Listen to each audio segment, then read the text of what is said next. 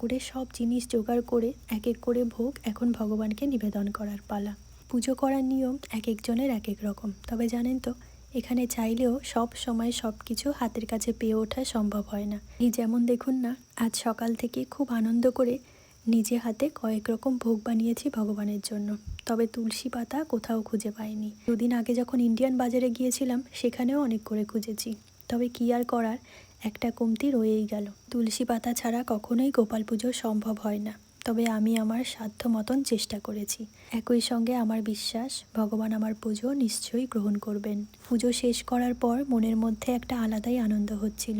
আর আজ তো সকাল থেকে আমি উপোস করে রয়েছি, আর কিছুক্ষণ পর ভগবানের এই প্রসাদ খেয়েই আজকের মতন আমি আমার উপোসটাকে ভাঙব। ঠাকুরের সব জিনিস জোগাড় করে এক এক করে ভোগ এখন ভগবানকে নিবেদন করার পালা।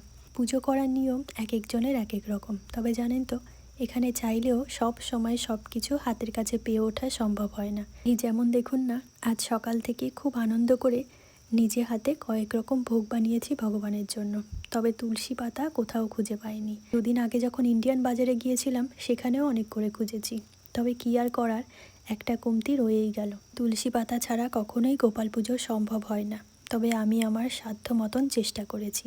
একই সঙ্গে আমার বিশ্বাস ভগবান আমার পুজো নিশ্চয়ই গ্রহণ করবেন। পুজো শেষ করার পর মনের মধ্যে একটা আলাদাই আনন্দ হচ্ছিল।